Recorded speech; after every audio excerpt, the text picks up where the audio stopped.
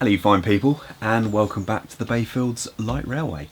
It is absolutely freezing outside, so I've come to the warmth of the workshop to do these talky bits, as today, in this video, we're going to be taking a look at modelling a unique, narrow gauge Welsh tramway in the Garden Railway scales. Here's a clue.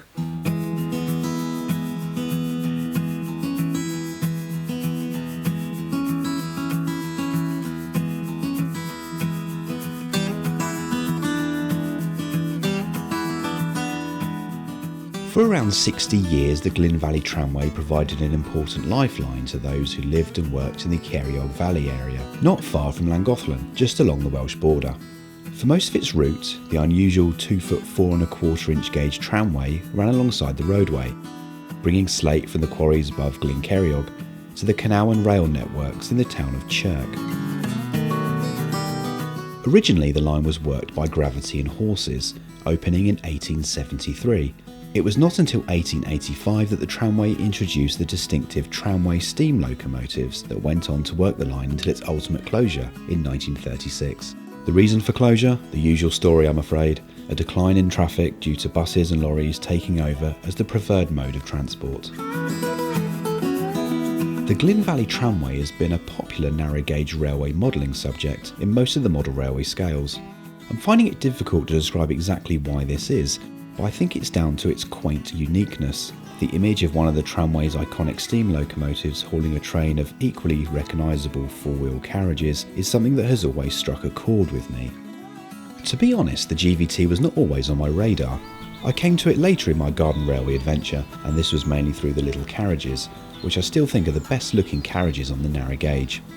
I built a very basic GVT coach for my original garden line. It was a bit overscale, and I think it still exists somewhere, probably in my parents' shed. But the first proper GVT rolling stock I made was 3 of the Binnie Engineering granite wagons. These in themselves are a 60mm scale classic, having been available for a very long time and are still available today. And here we go, granite wagon from Binnie Engineering. These are great kits, really easy to put together, all injection moulded plastic. Really free running. They go together much like an Airfix kit actually, and I've added my own ballast load, which is, there's a block of wood in there, and then I've filled it with ballast, and then bound it all together with diluted PVA glue. And if you're a beginner, one of these kits is a great place to start. There is everything you need. You just need the correct kind of glue, which is like a plastic solvent cement, easy to put together. Paint with car paints, bit of weathering, and there you go. Easy to build wagon. So back in the really early days of 16mm modelling, it was only really Binnie Engineering and 10mm who were producing kits of Glyn Valley rolling stock. And I've actually got here a kit, a slightly unmade kit of a Glyn Valley workman's coach, and this is from 10mm. For some reason it says Glyn Valley Railway on there. It just doesn't sound right. Glyn Valley Tramway workman's coach. Don't get me wrong, modern laser cut kits are absolutely brilliant. They go together like a jigsaw, most of them. But while I do like laser cut kits, these heritage kits, I suppose you could call them, they do have a certain charm about them. When we compare it to a laser cut kit, look, there's the instructions. You are essentially scratch building this. But the pieces are already cut for you. Relatively simple to put together. You are basically making a box on wheels. So there's parts for the seats in there as well. I've made a start on this one already, and you can see what I've done is I didn't like how the windows were slightly rounded, so I've started to square them off in the corners a bit. That still needs quite a bit of work, and also straighten them up. They weren't very straight, but yeah, it's just an old kit. It's slightly warped, but it should be okay when it goes together. White metal axle boxes, which are great.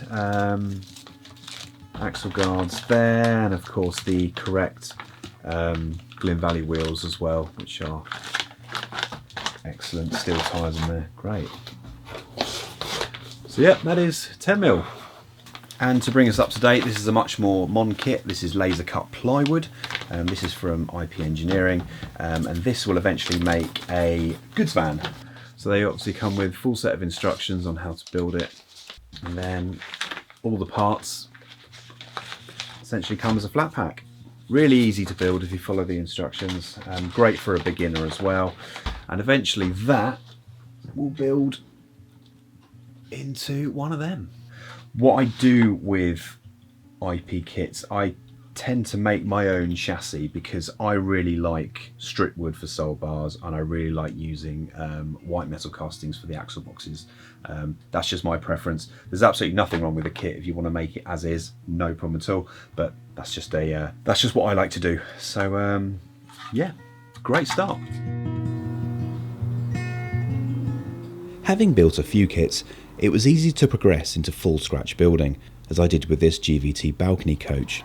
The GVT only had one of these coaches, and the drawings for this were in a really rather good book by Bernard Rocket. This particular volume contains drawings for all the GVT coaching stock in 16mm scale, with other books available for the locos and wagons. And although the drawings are not 100% accurate, they are perfectly usable for building your own models.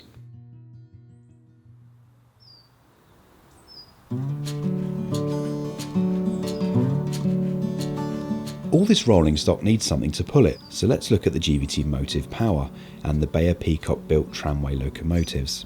The tramway had 3 of these locomotives, Dennis and Sir Theodore being the first two, both built in 1888. The third engine, Glyn, was built later in 1892 and was very slightly bigger and had more of an enclosed cab. All the Bayer Peacock locos had an 042 wheel configuration, or maybe that should be 240 configurations, as these engines technically had to run cab first to give the driver a better view of the line ahead. But in reality, this often didn't happen, despite turntables being installed at either end of the line. The first 3 locos were built to tramway specifications, which meant that all motion work was hidden behind the skirt that surrounded the engine. Noise was eliminated as much as possible so as not to scare horses on the road, and a bell was also used to announce the train's approach. The fact that these locos were fully boxed in has made them an ideal choice for 60mm scale modelling in both live steam and battery power. The skirts and bodywork can hide all kinds of mechanisms, including steam motors, clockwork mechanisms and bodged toy train chassis. Instead of the prototypical 042 wheel arrangement, most models have been built with 4 wheels, as this was easier to produce, and the wheels are hidden anyway, so it really doesn't matter. There have been a few models of GVT locos produced over time, usually produced in small batches by individual but well-known builders such as Tony Sant, Harvey Watkins and Peter Angus. But we can go all the way back to 1979 with this model, and some real 16mm heritage, with this meths-fired GVT built by Robin Gosling. The loco, despite its age, is an absolute joy to run. By removing the body, you can appreciate the simplicity of its construction and function, using a single cylinder and a chunky flywheel to drive the 4 wheels via bevel gears. Reversing the engine is done by a rod and lever in the cab. Slow running with a very distinctive exhaust can be achieved easily, which is perfect for a tramway locomotive. Running time is about an hour on 1 water filling, provided you carefully top up the MEFS tank. Other than that, this is very much a loco you can just let run. Sit back, watch and enjoy. Following on from this Robin Gosling loco, we have this example, which although is battery powered, was once a steam engine, built by Tony Sant's Fine Scale Engineering, who further developed the ideas put into the Robin Gosling version. Although this engine is stuffed with batteries and an electric motor, it's still clear to see where the cylinder, gears and MEFS tank were once mounted. It's my aim at some point to re-steamify this loco using a steam motor and a new boiler.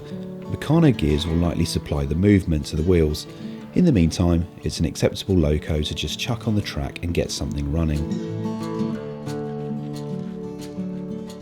Here are some shots of an actual steam version by Fine Scale, which is owned and has been improved by Graham White.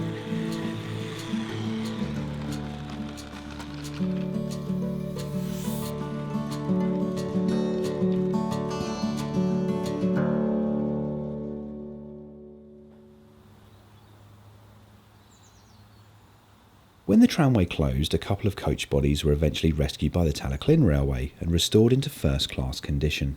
This model, Available as a laser cut kit from IP Engineering is a model of one of the restored Talaclean carriages. However, I have turned it back into its GVT form with doors on both sides.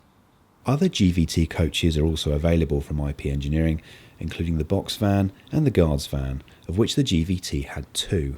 IP kits come with everything you need to make a model, including wheels and couplings, and make into very accurate models of the original vehicles for a very reasonable price. It's then up to the individual to add detailing parts and finish the model into a stand that they are pleased with. Having already mentioned the distinctive tram engines used by the Glyn Valley, the tramway did also have a 4th engine which arrived in 1921. This was a slightly modified 260 pannier tank loco, originally designed to work the trench railways on battlefields during the First World War. After the conflict, many of these locos were sold off as War Department surplus and ended up on a few UK narrow gauge railways. Given the number 4, but no actual name, it was referred to as the Baldwin, after her builder, the Baldwin Locomotive Company of Philadelphia, USA. Slightly more of a conventional steam locomotive, I've seen a few models of this loco in 16mm scale, which have either been scratch built, like this version by Steve Acton, or are conversions of the Accucraft War Department Baldwin released in 2011. Although these models are discontinued, they do come up on the second-hand market from time to time.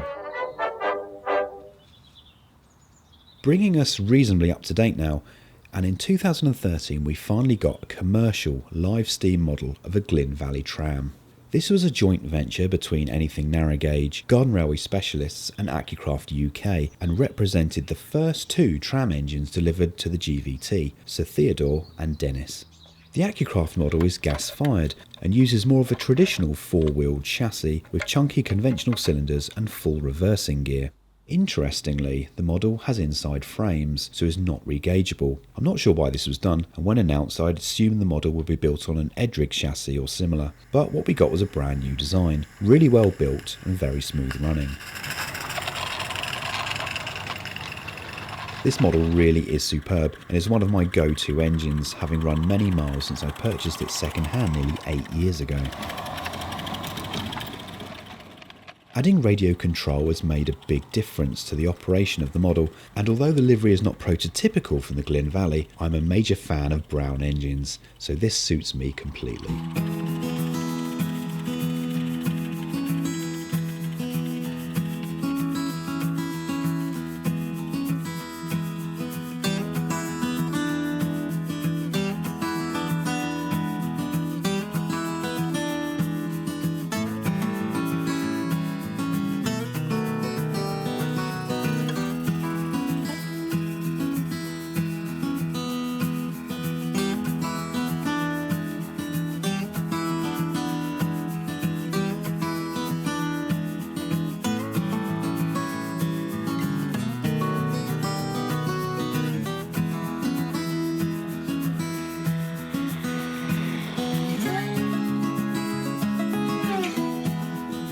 So I hope you've enjoyed this little look at modelling the Glyn Valley Tramway in 60mm scale and live steam. If you want to know more about the tramway, there are 2 books I can recommend. The first one is this, by John Milner. This is a absolutely fantastic book. It's got absolutely everything you need in it. Plans, drawings, loads of photographs. Yep, absolutely brilliant. Well worth getting a copy of this if you can. Unfortunately, it is out of print, but you can pick this up secondhand, so it's definitely worth looking out for. And of course, as already has been mentioned, if you can get hold of these Bernard Rocket's drawings of Glyn Valley coaches, wagons and locos, all in 60mm scale. Again, these are out of print, but you can get hold of them secondhand. So yeah, well worth getting a copy of that. Of course, the Milner book does have drawings in it as well. If you want to scan those and scale them up to 60mm scale for something slightly more accurate, you can do that as well. If you wish to delve further into the history of the Glyn Valley Tramway, there are 2 groups working to restore the line and also teach about its history. There is a group at Glyn who have a museum in the old loco shed there. They've laid some track and have all sorts of exhibits on display. And there is also another group who are working to restore Chirk Station. They're currently laying track and they've got rolling stock, so they're looking to open a functioning railway at some point in the future. Links to both those groups I will put in the description box below. Well worth checking out, and if you're ever in that area, well worth a visit. So that's your lot for this episode. Thank you very much for watching. I've been Rob from the Bayfields Light Railway, and I'll see you on the next one. Bye for now.